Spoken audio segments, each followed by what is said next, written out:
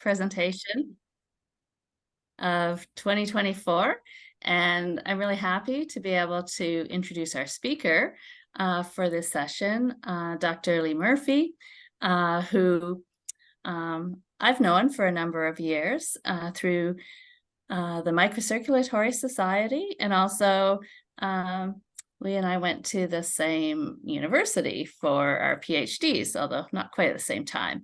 Dr. Murfee did his bachelor's degree in engineering and then his PhD in biomedical engineering, but with a heavy slant towards understanding the physiology of the vasculature. And so some of the key interesting things with his research is that he really does jump between these different disciplines and bridge knowledge and open up new research areas that are cross-disciplinary. After his PhD in University of Virginia, he went on and did postdoctoral training at University of San Diego, and then he was working at Tulane University for a while and then moved to Florida. So he's also made his way through many of the states. And now he's currently a researcher at University of Florida and is going to, I guess the other things that are notable, he's recently been the president of the American Circulatory Society and is also heavily involved in engineering societies. So he's contributed to our research area in many different ways, and I'm really happy to be able to have him present his research to us today, and his talk entitled Rediscovering Angiogenesis at the Intersection of Tissue Engineering and Welcome, Lee. Okay, thank you so much, Tara. Can everyone hear me okay? Terry, maybe you can give a thumbs up. Yeah. Sounds good. Okay, great. Yo, it's really a pleasure to be here. Yep, I've been all over the States and I've been in Florida the last 7 years. I actually grew up in Florida and then I left after high school and now I'm back. That was my main motivation for coming back. I've been all over the States, not so much all over Canada, but there's still time to change that. So what I thought I'd do today is share what we're interested in and what we kind of have a passion of doing in the lab. My disclaimer is I'm not really talking about muscle, but I do hope to talk about a cell type that you're interested in. So my other comment before I get started is, I know the protocol is for y'all to ask questions at the end. I'm happy if you jump in during, I'm okay being interrupted. All right. And the last thing before I start is I just want to give a shout out to Daniel. I think he's on the Zoom call. Thank you very much for inviting me. It's really a pleasure to be here, as I mentioned. All right, let's get started. What our lab is all about is trying to develop computational and experimental models that are really motivated by tissue engineering interests or engineering interests to view the cell dynamics involved in microvascular growth. Right. So let's focus on the schematic here.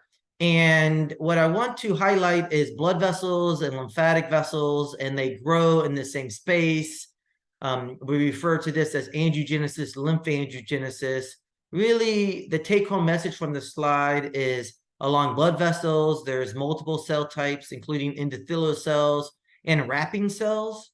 For today's talk, those will be parasites. And then on the lymphatic vessel side, at least the ones growing in tissues, we just have lymphatic endothelial cells.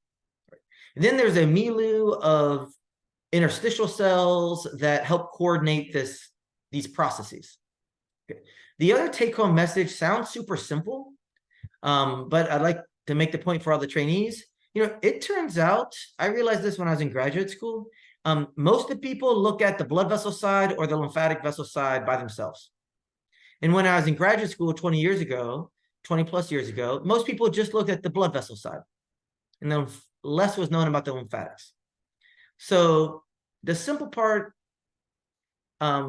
is that what we try to do in our lab is to look at both at the same time. And it turns out not that many people do that. So that'll be the theme for today. What can we learn by looking at both blood vessels and lymphatic vessels at the same time? And two questions that I will come back to over and over again is, can models lead to the reconsideration of what we understand as far as physiology? And can models lead to new discoveries? So you could argue both of those questions are interrelated, and indeed they are. So let's get going. I'm going to share 5 quick stories, but the first one has to do with computational modeling. And then the other 4 will have to do with this tissue engineering model we used in our lab. So just stay with me for the first couple slides. What I'm going to be talking about is shear stress and angiogenesis. Okay. And let's first consider the question, what are the local shear stresses? You can consider these at the network level or capillary sprout level. The network level, and I'll go quickly, so just jump in if you have questions. But what I'm talking about is, how do shear stresses change along arterioles, venules, capillaries, and even lymphatic vessels? Okay, so that's the network level. At the capillary sprout level, we might consider how shear stresses are different in the interstitial space outside of the capillary, and specifically how tip cells, which are endothelial cells that extend past the lumen into an interstitial space, they experience shear stress different than the endothelial cells that actually are exposed to the flow inside the vessel. And if we just focus on the image on the right, there's red blood cells and flow within the vessel, and then there's actually leakage into the interstitial space. And you can imagine what makes up the interstitial space and the local geometries or the players that are there. They will define where the flow goes and how much flow goes along these cells that extend into the interstitial. So, all right, hopefully that's not too much. The point here is, if I look at both the network and capillary sprout level, shear stresses are different depending on where you are at, whether it's the vessel-specific location or it's the cell location. And one example of what we do in our lab is to try to use modeling approaches to gain insights into what those shear stresses are.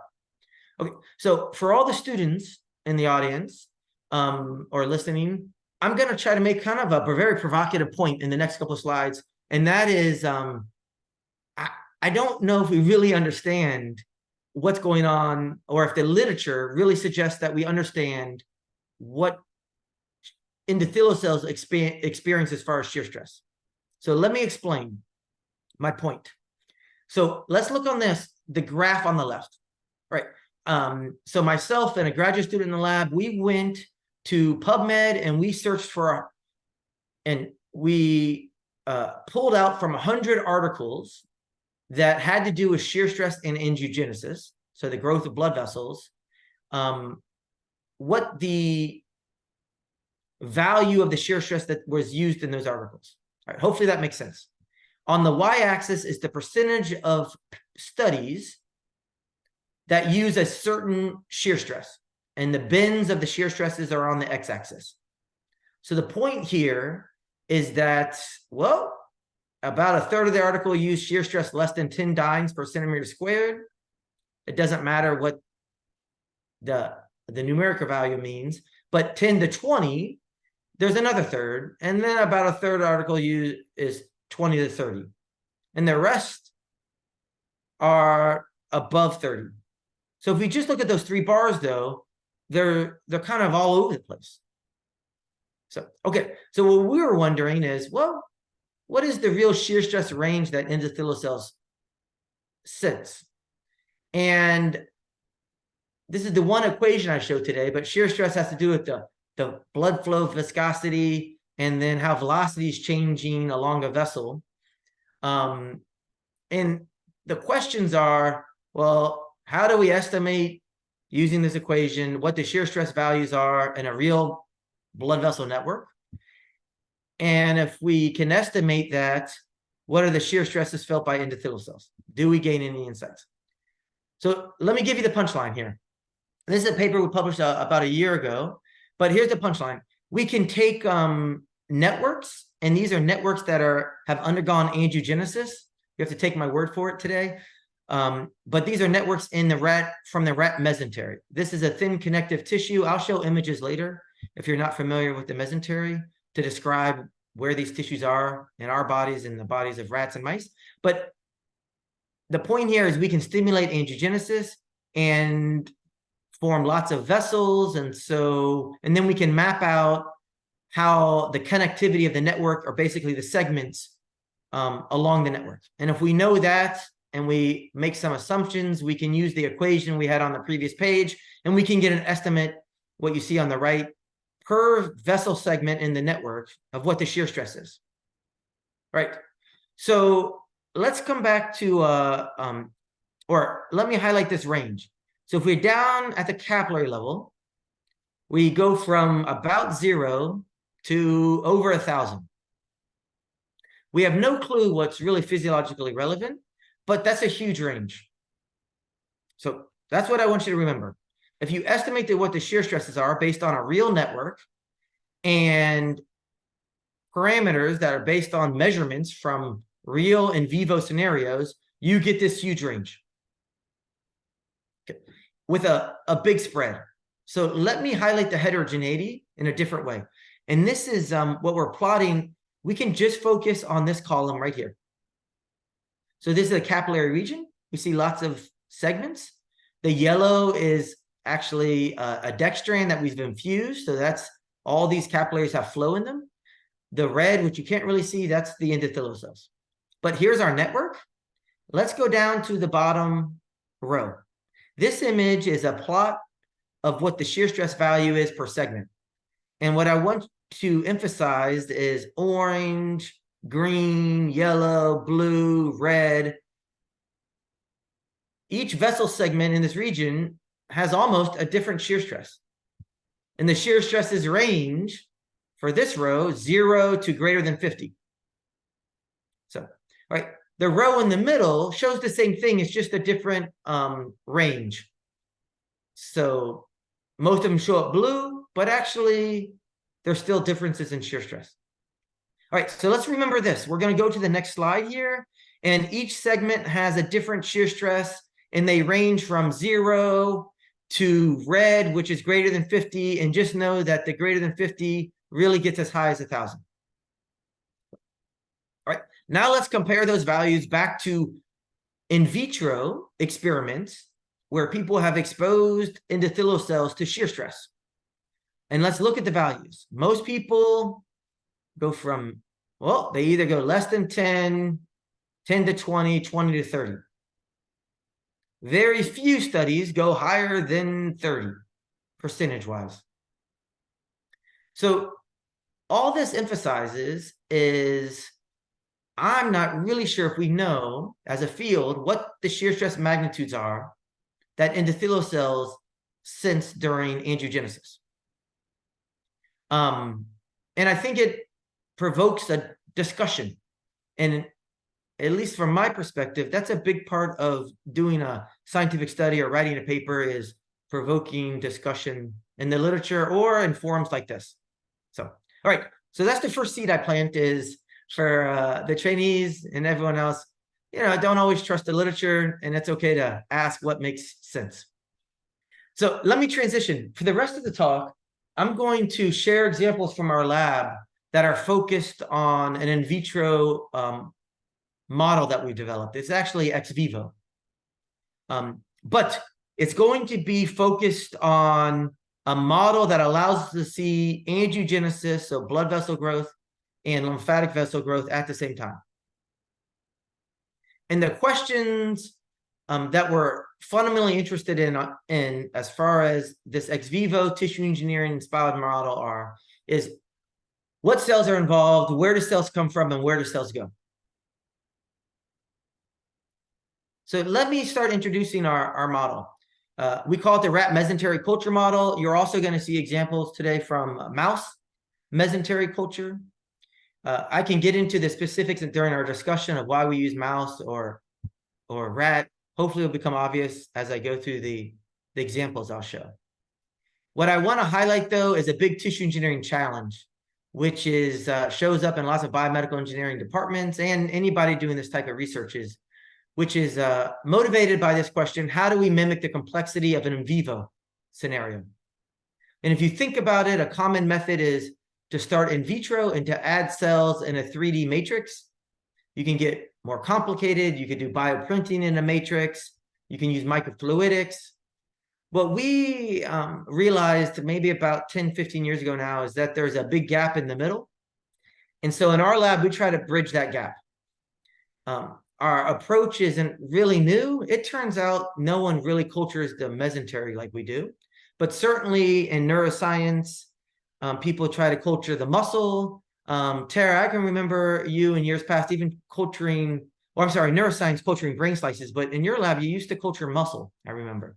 So the motivation is the same, is to try to keep a lot of our in vivo tissues intact, but then view them in a different way. So a second message for the students is, there's always opportunities to try to do something different and create innovative approaches. So I'm going to start on the next slide, and I'm going to share with you that kind of the outline for the rest of the talk, and then I'll introduce this model and what we use it for. So, all right, so here we go.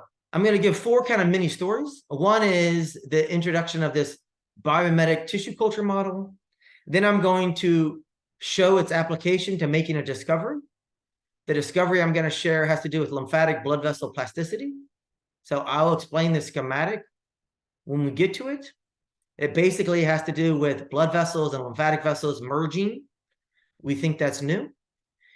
Then I will come back to model development, and I'll share a project we have that's focused on trying to make our model tumor relevant.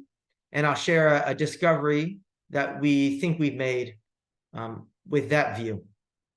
Okay, then I will explain this image on the bottom right, which has to do with stem cell or stromal vascular fraction, so heterogeneous stem cell population forming vessels.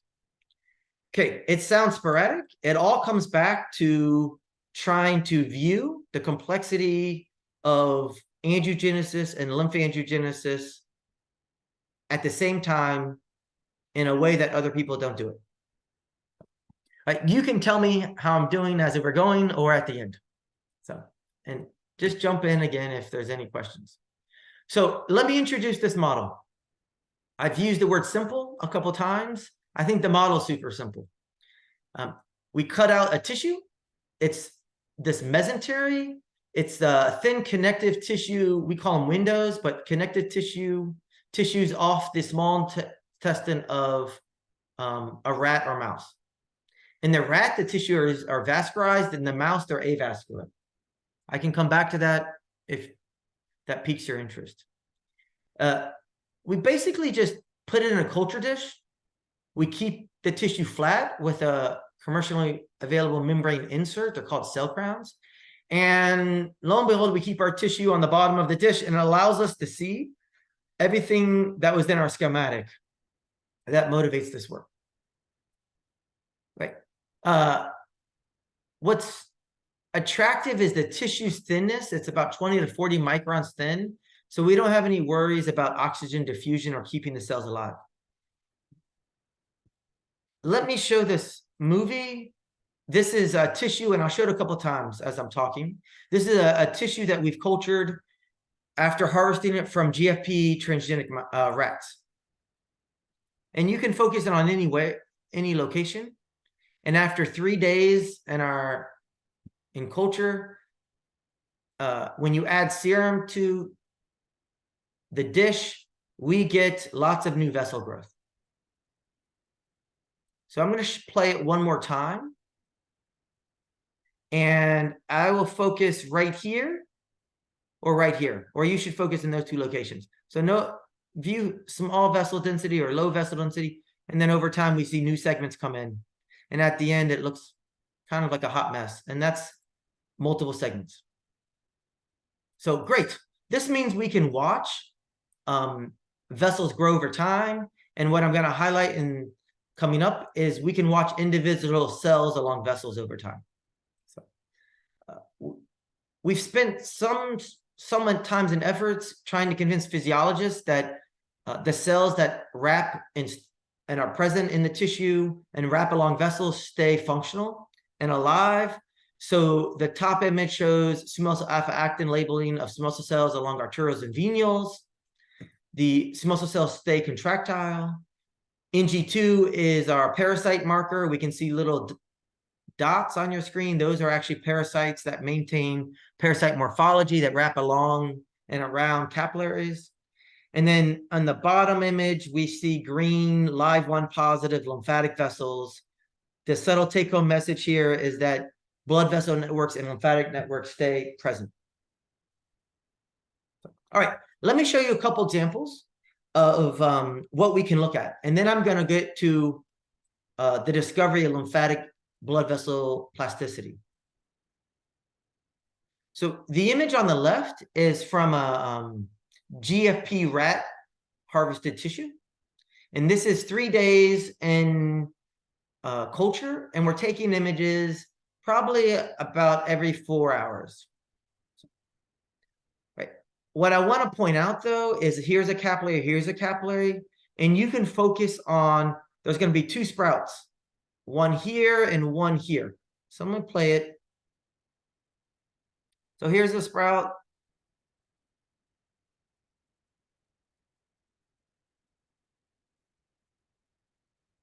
Okay, I'm going to play it again. And what's interesting is the sprout starts on this side. And then you'll see it kind of disconnects, jumps to the other side. Let me play it one more time. Sprouting, extending, connecting, and then it disconnects. All right, this one's interesting. We'll see a sprout from both sides, but let's follow this one. It jumped, connected, and now it starts to reconnect. The point here is, if you just look at this after image, it makes sense that this is the sprout. But in fact, the dynamic view suggests that this is more than the sprout. This is the tail end of the sprout that now is figuring out what to do. So it kind of changes our view, or at least my view, of what we call sprout, what we call a vessel that might be regressing. Okay, let me jump to this image. We collaborated with a good friend of mine. He's at Virginia Tech, John Chappell. We were grad students together. Now he has his own lab and has been there for about 10 years. The red are NG2 positive parasites, and the green are flick positive GFP. So the green are endothelial cells and the red are parasites, and the image is from a tissue that we harvest from mouse. So let's look right here. A big question in parasite biology is where the red cells come from. What I'm going to show you in this image is an example of the red cells not coming but going, and they jump off the tissue. This, of course, is an image. It doesn't mean anything, but for us, it's super exciting because in the parasite biology world, there's questions about how parasites overlap with macrophages, stem cell populations. What this one video or sequence of images suggests is that the parasites become interstitial cells. And then the question is, well, where do they go? And that's an example of how a discovery in our lab in this dynamic view motivates a whole new area of research for us. All right, let me jump back to the discovery I want to focus on. That's going to segue to the other examples in the talk. And that has to do with lymphatic blood vessel plasticity. So I'll explain what we're looking at. This is a tissue harvested from a rat, and we're culturing it. It's not GFP. This time we're labeling with lectin. Turns out, if you're not familiar with BSI lectin or GSI lectin, it labels the glycoproteins on endothelial cells and other cell types, but we use it to label the live vessels. lymphatic and blood vessels. And if you add it to the culture media, after about 10 minutes, this is what you see. So this is the before image, time 0. The bright vessels are the blood capillaries, and the kind of opaque, fuzzy vessels are the lymphatic vessels. Right? So this image is going to stay static, and on the right's our dynamic view over about 3 days. So I'll play the image. We want you to focus on this gap or this gap. So let's focus here.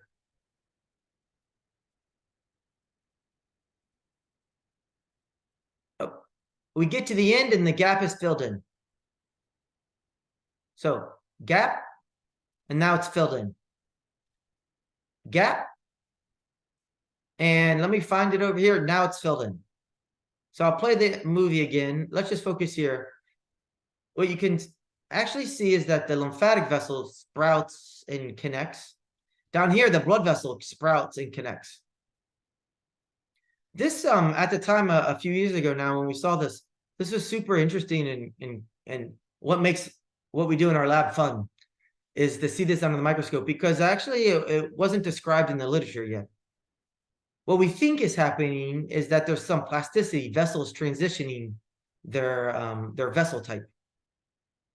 Okay, here's another image of the after. And in this case, our green is PCAM or CD31, and it's labeling blood vessels and lymphatic vessels, more specifically endothelial cells along both vessel type. The red only labels lymphatic vessels. So part of our vessel in the after is red, and part of it is not red. Because we were able to watch it over time, here's a part that wasn't red. This part originated from the lymphatic vessel side, but it's not red. This part originated from the blood vessel side, and it's only green. So something dynamic is happening. What we think is that there's these formation of the mosaic vessels, which is lymphatic vessels that have lymphatic marker expression or coverage, and then certain cells lose that coverage. And then what appears is this mosaic vessel, which is some stuff is red, some stuff is green.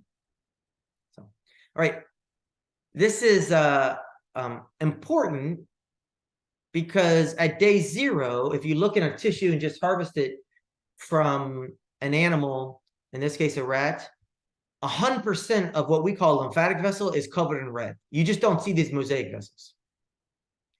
And then when you look, in this case, after culturing for day 5, you see this hybrid or a loss of the lymphatic marker.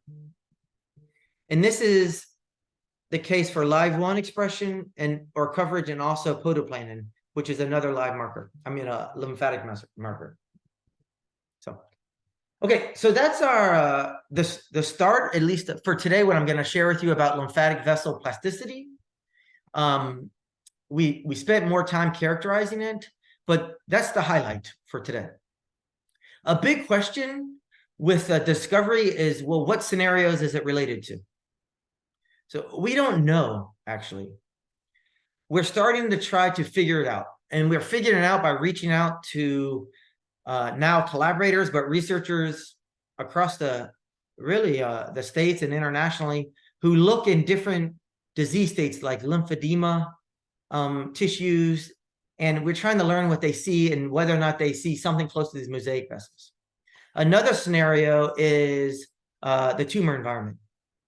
And it turns out in the tumor or cancer environment that people have observed vessels that have this mosaic vessel, mosaic labeling pattern. So we're interested to link their observations to our discovery. So to do that, for today, developed a new biomimetic tumor microenvironment model. And this is not published. It's been submitted, but not published yet. And we just take spheroids that are homogeneous cancer cell spheroids. For today, I'll just show images with H1299s, a common human lung metastatic cell line, and we plop them onto our tissues. Okay, then we look, and 3 days later, the spheroids stay on the tissue, and the spheroids alone, so without anything else in the media, induce blood vessel growth and lymphatic vessel growth. And that's shown here in this image with the green, which again is this lectin labeling, and we can see kind of regions that look like they have chaotic vessels. So, all right, let me show some images from those regions with, let's focus in the middle here, spheroids that we've labeled with dye eye. And these are images nearby the spheroids. And what we're showing you in the middle is an example of these mosaic vessels. So live 1 is also red, but we can identify vessel structures, which are lymphatic vessel structures, and the arrows point to gaps. And again, these gaps do not occur in normal tissues. That's shown here on the image on the left. Normal tissue, no spheroids. We've cultured it for a few days, excuse me, and we see continuous red patterns. Gaps when the tumor cells are present. If we quantify this, we see an increase in the number of mosaics and the number of connections between lymphatic vessels and blood vessels. Okay, so this starts to suggest to us that the tumor microenvironment might actually be causing this mispatterning between lymphatic and blood vessels. And this is super interesting to us and as a jumping off point to understand mechanistically what's going on. So this is a busy slide, but that jumping off point links to studies that are ongoing in our lab, where we might focus on, or we are focusing on certain molecules that the tumor cells express, like IDO. IDO is, if you have heard about it, is a common immunomodulatory signal in the tumor microenvironment. Lo and behold, when we put IDO on our tissue, we think we see increase in number of lymphatic to blood vessel connections, and these mosaic vessels. Okay, we're also interested in what else the tumors secrete and whether or not those differential growth factors might have an effect on lymphatic blood vessel mispatterning. This image is just an image of VEGF inducing increase in hotspots, and these hotspots are connections between lymphatic vessels and blood vessels. We know that H1299 spheroids cause an increase in VEGF. When you put on VEGF versus BFGF onto our tissue, so two common angiogenic growth factors, the VEGF seems to increase the number of connections. So, okay. And in vivo chronic experiments, we also know inflammation causes increase in connections. We don't know what in the inflammatory scenario is doing this, but we're trying to link that back to this tumor environment. All right, let me end with one more mini story. And that is that has to do with an interest in stromal vascular fraction, or stem cells becoming vascular cells. So it seems like I'm jumping here to a different project, and I'm doing that. Again, the common denominator will be lymphatics and blood vessels, looking at them at the same time. And I'm going to get there in the next slide or two. So in this case, this image, we haven't added tumor cells. We've added stromal vascular fraction. So this heterogeneous mixture of cells. And what it is it's fat minus the fat cells. And it includes adipose-derived stem cells, endothelial cells, macrophages. We don't know if it includes lymphatic vessels, endothelial cells. If you take stromal vascular fraction harvested from GFP rats and you put it on a wild-type tissue, you can watch the formation of vessels. And in our discussion period, I can tell you why we care about stromal vascular fraction versus other stem cell populations. But I'll walk through this slide. 24 hours, we see individual SVF cells By 2 days, we start to see segments form. By 3 days, we see more segments forming. So let's focus on this box. The vessels form in this pattern where there's a hub and then spokes. So there's like a central kind of aggregation of cells, and then they sprout out segments. That's what the hub and spokes look like. The red image on the left is the dye that's labeled the SVF. The dye goes away after a couple cell cycles. But if we just jump on the image on the right, you see the vessels, and we know these vessels come from the SVF. Okay. A reason we get excited about SVF is because they form dramatically new vessels and fill avascular areas. And that's quantitatively shown here. We have, I'll jump to the quantification. What we quantify is the vascular area per tissue area. And if you just add serum to the tissues, you get an increase in angiogenesis, but there's still big avascular areas. If you add SVF, the avascular areas are filled in. And the tissues are 100% covered with vessels. Okay. The quantification comes from images of entire tissues. And what you see here is the lectin positive vessels. Okay. Let me get back. Let me show one more image to really convince you that these vessels are new. And I'm doing that with comparing GFP labeling to lectin labeling. So in this case, the GFP identifies the vessels derived in the host tissue, the tissue we're adding the SVF cells to. And this is 3 days after we've stimulated growth, and we see this zone of no vessels. So let me toggle back and forth. The next image is going to be all the vessels in the tissue, including the SVF derived tissue vessels. So, and we've identified all the vessels with lectin. So, host, there's a avascular zone. Okay, if we look at all the vessels, those vessels are filled in. So we know that these new vessels, or these avascular spaces, are being filled by the SVF derived vessels. Okay, I can come back to that and talk about it more if you need me to. Let me get to kind of my last sharing of a discovery made possible by this view. And that's the formation of a different type of mosaic vessel. The mosaic vessels, or different type of mosaic structure. The mosaic vessels I shared before have to do with live one and PCAM labeling. And that's what I'm showing in these images. And we call them blebs. What they are SVF-derived structures. We know they come from SVF. And they have some cells that are live one and some cells that are not live one. Okay, these type of structures don't normally show up in tissues. And we don't know what they mean yet. So this is unpublished and kind of has to do with studies we're doing right now. They don't really look like blood vessels. They're kind of oblique and odd shaped, maybe like lymphatic structures. But I think you get the point. They're disconnected. I mean, sorry, they're these mosaic structures. What we know is that over time, they go away. And that's quantified on the right here.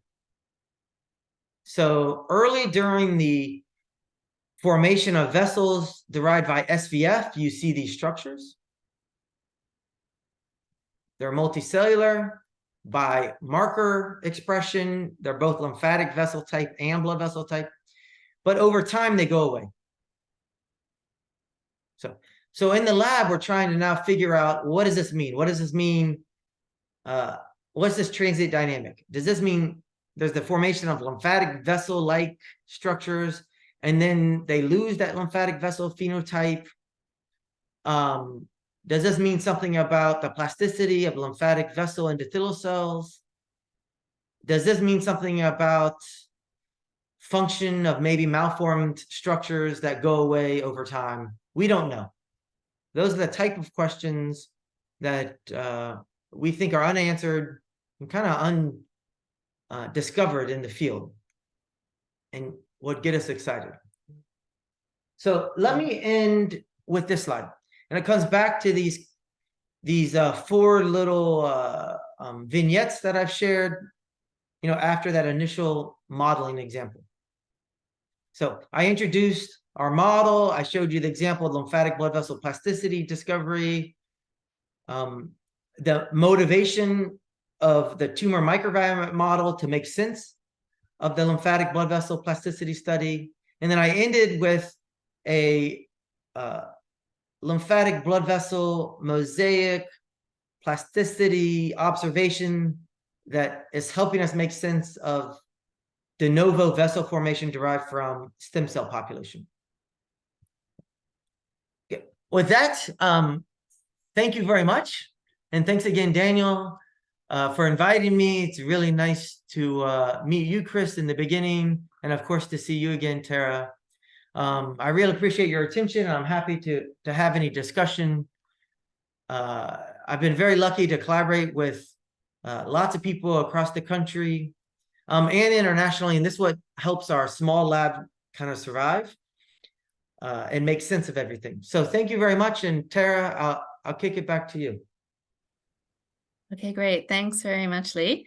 Now, for people who have questions, you have the possibility of asking directly. You can put your camera on or not, or just raise your hand virtually and give the question. Or if you would prefer, you can type your question into the chat and I'll ask the question for you. So far, I do see a question in the chat, so I'll start with that, and the rest of you can think about your questions. And anything goes, but go ahead, Tara. So the first question about the stromovascular fraction vascularization with serum addition, are these vessels perfusable with a patent lumen? And this is Casanan's question. Okay, great question. So we're not the first to show that SVF can form vessels. There's not actually that many groups that have shown it in the literature. But what has been shown is when you inject, say, SVF to a rat or to a mouse, you can get vessels formed, and they can hook up with the existing vasculature, and they can be perfused. So that's what we know. We know from our system, which is not perfused, and that's an important point, is that they can hook up to the host vasculature. And I showed an image of that. So I'll stop there. So we do know they're perfused. In our system, we do know they can hook up to the host vasculature. We're really using our view to learn about their dynamics, of how they might hook up and what it looks like. But okay, and there was a second part to this question. Do you think the shear stress is relevant for angiogenesis? The shear stress relevant for angiogenesis is comparable to the shear stress for vasculogenesis from interstitial flow through the ECM guiding single endothelial cell assembly into networks. Wow. Ooh, good question. So here we go. So if you dig in the literature for interstitial, and there's some groups that have done this, in interstitial flow, you get certain velocities. That velocity range, when you put it over endothelial cells, and you assume that something about what that local little environment looks like around endothelial cells, you can get shear stresses greater than a dynes per centimeter squared.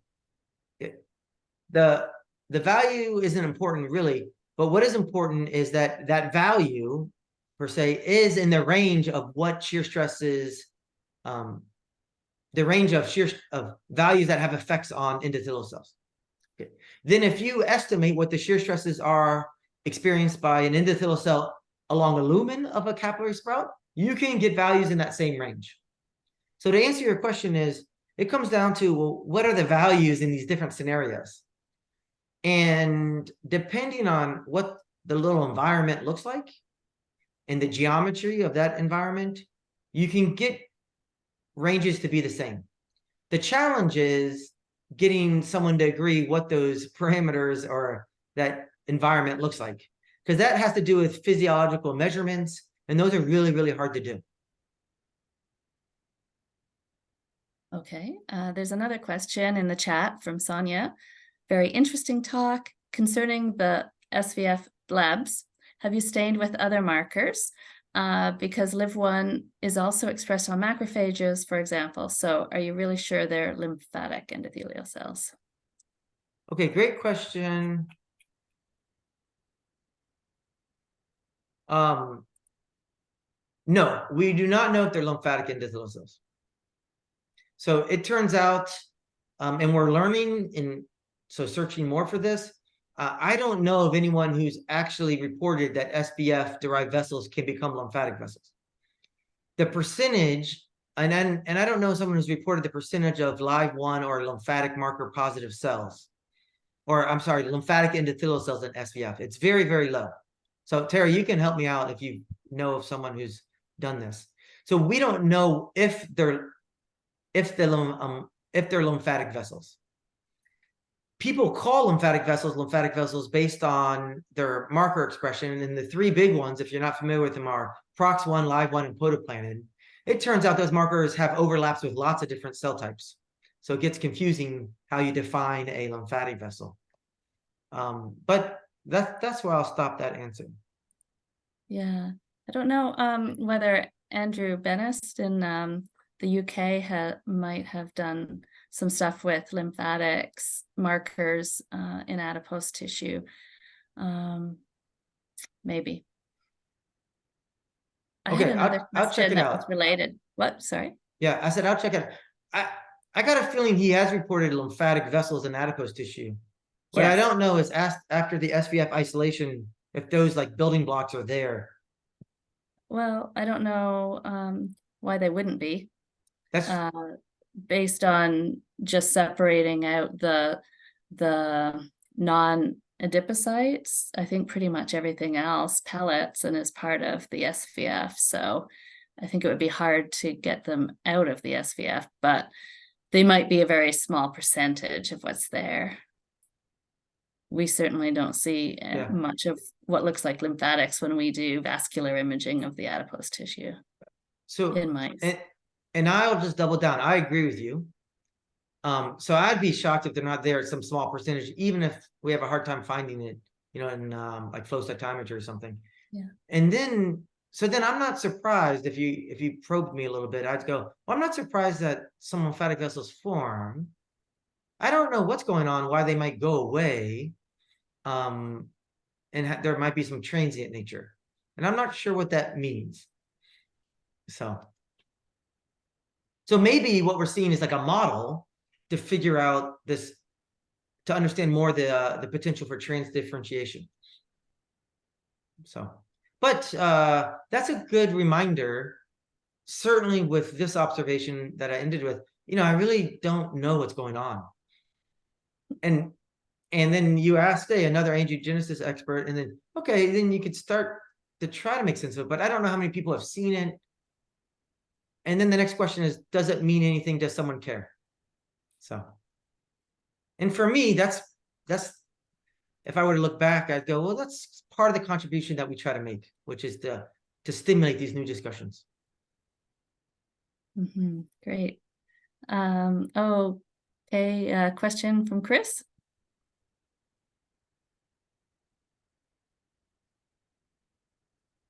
You're muted, Chris. Yep, just noticed that. Thanks for a great presentation, Lee. And Tara, thanks for hosting with this voice being a problem and all that. The method that you have with the inserts in the dish with the mesentery coming in, have you tried using it for drug screening at all and modeling different pathologies that are limiting angiogenesis? Okay, great question. One of the common kind of collaborative studies we do, whether it's with a molecule or a drug, or whether it has to do with a biomaterial that a lab or company is developing, is to put it onto our tissue. And then we can look at the blank, and the blank is And I guess what our pitch is, well, we can look at angiogenesis and lymphoangiogenesis at the same time. And although we don't do it, what's also in the tissue are immune cell populations. So the short answer is yes, we do it. And we've published proof of principle studies on, say, anti-angiogenic, like cancer therapy drugs, like anti-VEGF or something, to show that you can do those types of studies with our model. So. Yeah, it just seems like a pretty exciting tool to be creative and try to model different diseases. I don't know to what degree we could put a tumor in there or model, the effects of all sorts of diseases. If I bring it back to muscle for a moment, muscle perfusion can be impacted by systemic stressors from all sorts of different diseases. And it just gets me thinking how to be creative with that tool. So for us, well, we use rat a lot, and the reason is because rat's vascularized. All right, but if I were trying to make a pitch to a company and say, hey, and we don't do this all the time, but my pitch to the company that is looking for a drug screening angiogenic assay, and why they would use our model versus, let's say, a 3D cord formation assay is, well, we have a complexity, for better or for worse, that allows you to see multiple readouts at the same time. So the same duration, but we see lymphatic vessels, blood vessels. Okay. What you can also do is change the tissue environment. So we can harvest tissues, and we've done this, from aging or hypertension, or we're about to collaborate with a friend to do obese Zucker rats. You could imagine a diabetic background. And you can imagine doing this in rat or mouse. Again, there's a trick with mice. And you can learn, even though it might not be the tissue type you're interested in, what some of those systemic effects might be. That's really exciting stuff. Yeah. That's a powerful tool. And my disclaimer is every model tool has its, you're only good for what you use it for. So, hey, it's not human. There is a motivation, and we start collaborations trying to culture human mesentery, but this isn't human. So the relevance to human diseases can be debated, but it does allow us, versus cells in a dish, to harvest from these disease strains, animal strains. Absolutely. So. Yeah, that's really interesting. Thanks for this talk today. Oh, sure. There's another question from the chat. You showed pericyte jumping out off of the vessels, I guess. Have you observed pericytes jumping in from the ECM space to wrap around the vessels? Okay. And I won't go back to that image, but I love that movie. The thing I didn't mention is, in grad school, my PhD project was on parasites. We always wondered where they came from. I would see people from zebrafish and from other model systems create movies. 20 years later, I created a movie, and I was like, I don't know if anyone cares, but for me, it was awesome. It was one of those things. But to answer your question, yes, we see them kind of jump from one vessel to another.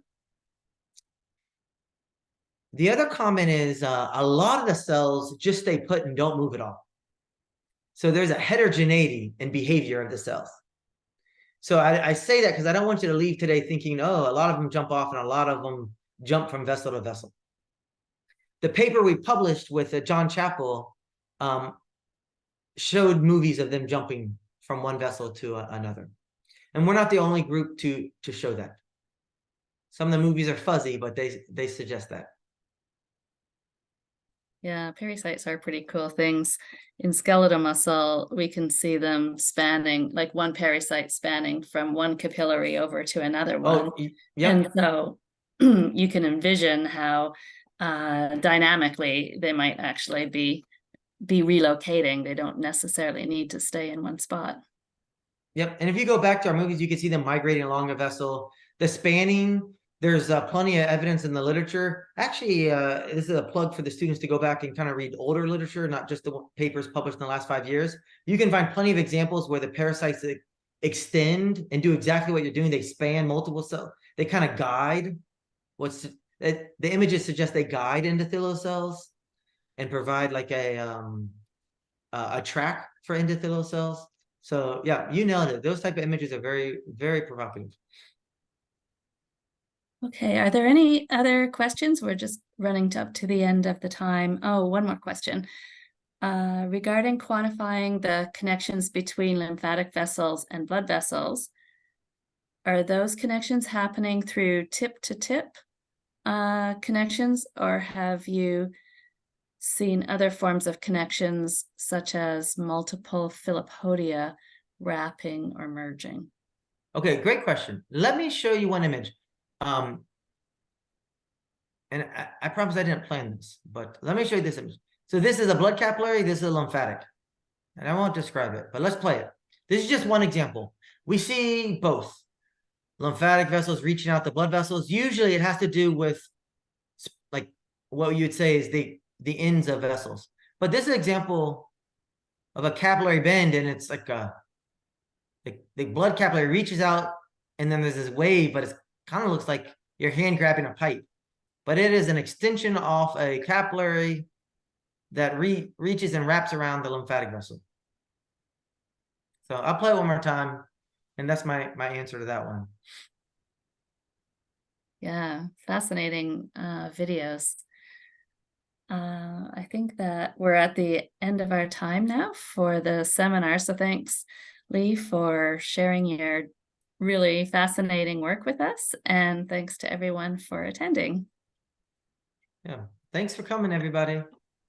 Thanks a lot for the presentation. Really appreciate it.